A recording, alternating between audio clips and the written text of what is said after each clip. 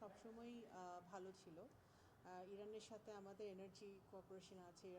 ইরানের মানুষের সাথে বাংলাদেশের মানুষের পিপল টু পিপল একটি স্ট্রং একটা যোগাযোগ আছে।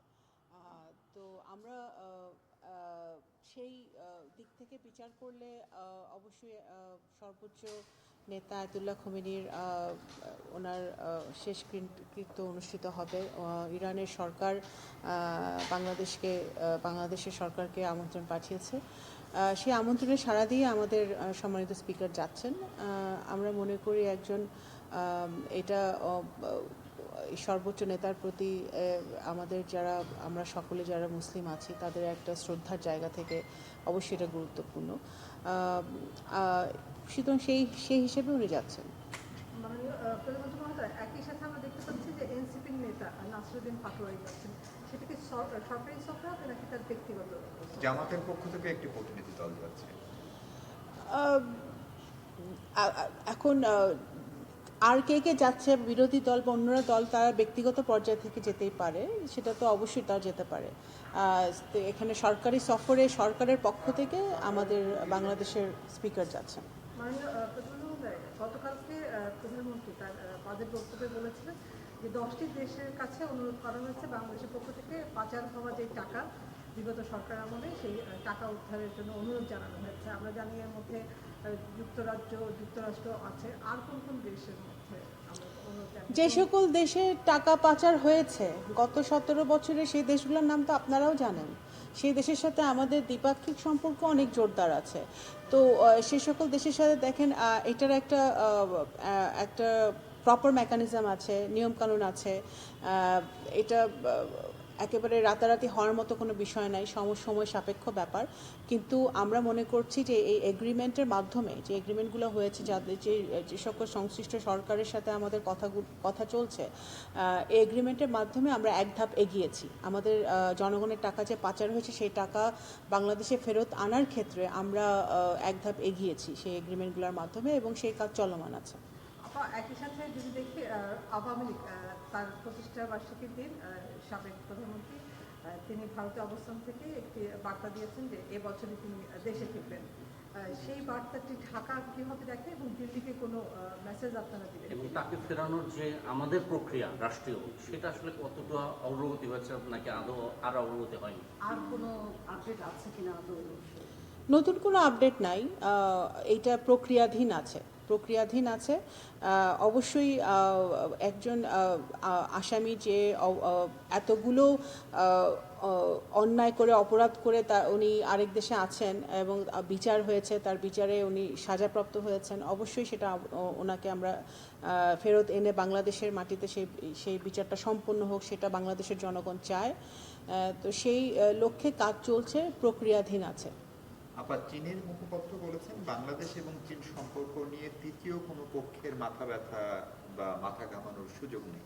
এটাকে কিভাবে রিয়াক্ট করবেন? এবং বিশেষ করে চীনের সঙ্গে যে আমরা 2+2 বৈঠকের একটা প্রস্তাব পেলাম, সেটি নিয়ে বাংলাদেশ সরকারের সফরের পরে বেশ কিছুদিন হলো ক্যাবিনেটে, পার্লামেন্টে বা অন্য জায়গায় আপনার কোনো আলোচনা, পর্যবেক্ষণ বা বিচার বিশ্লেষণ করে দেখছেন? মাননীয় প্রধানমন্ত্রী চীন সফর অবশ্যই চীন সম্পর্ককে একটি আরও উচ্চতর জায়গায় নিয়ে গেছে। অবশ্যই চীনের সাথে বাংলাদেশের সম্পর্ক সবসময় ভালো ছিল। আমাদের অর্থনৈতিক, সামাজিক উন্নয়নে তারা সবসময় একটি অত্যন্ত শক্তিশালী অংশীদার। আগামী দিনে আরও বেশি তারা বাংলাদেশের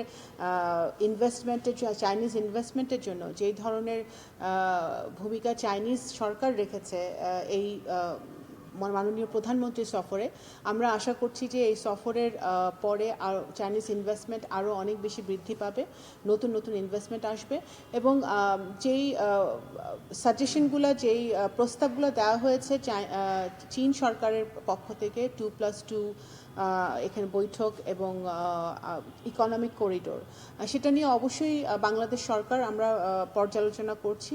এবং এটা আমরা কিন্তু প্রথম থেকে বলে আসছি যে বাংলাদেশের সরকারের পররাষ্ট্রনীতি বাংলাদেশের মানুষের স্বার্থকে রক্ষা করে বাংলাদেশের মানুষের চাহিদাকে মাথায় রেখে সেই বাস্তবায়িত হবে ফরেন পলিসিটা।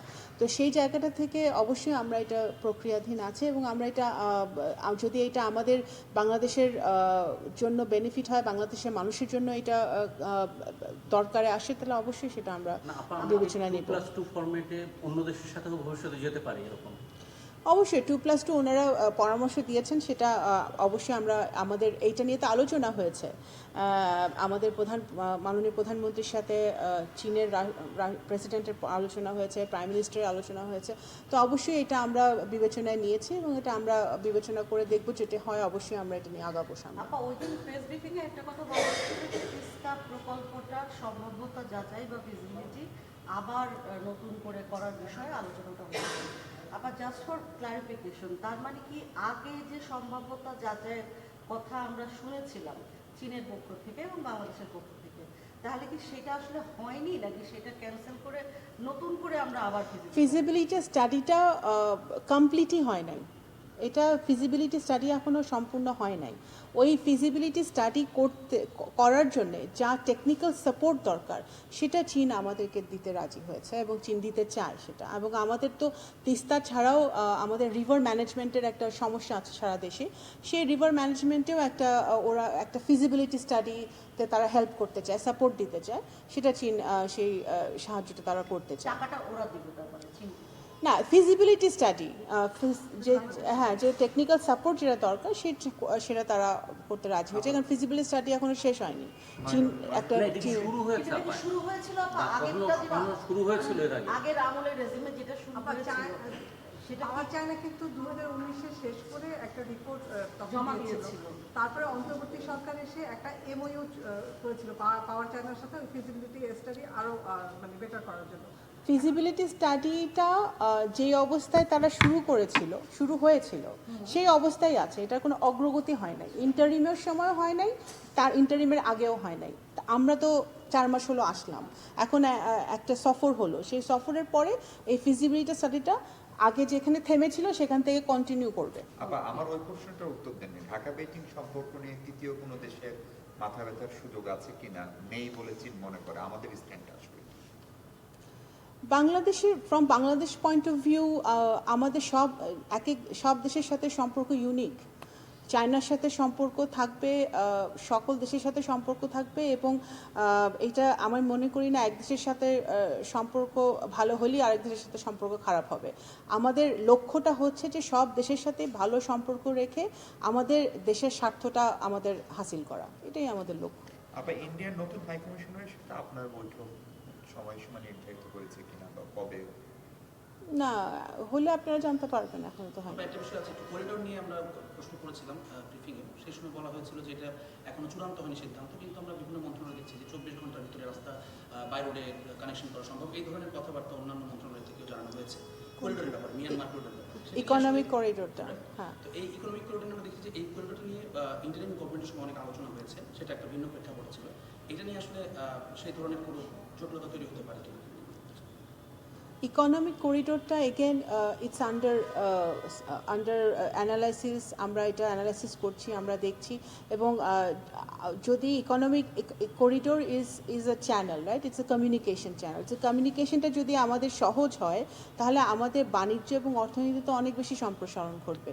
তো সেটার কোনো জটিলতা আছে নাকি, কোনো সমস্যা আছে নাকি, সেটা অবশ্যই সংশ্লিষ্ট মন্ত্রণালয়, এটা অনেকগুলো মন্ত্রণালয় এটার সাথে জড়িত। সেই মন্ত্রণালয়গুলো তাদের বিশ্লেষণ করবে, করে সেটা ফাইনাল সিদ্ধান্ত নেবে।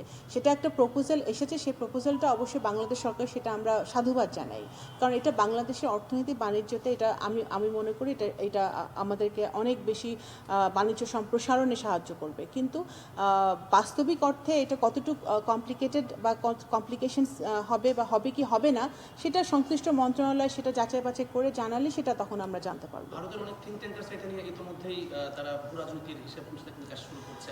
ভারতের থিঙ্ক ট্যাঙ্ককে ভারতকে জিজ্ঞেস করেন, এটা তো আমাদের উত্তর দেওয়ার কোনো ব্যাপার না। Thank you. Thank you.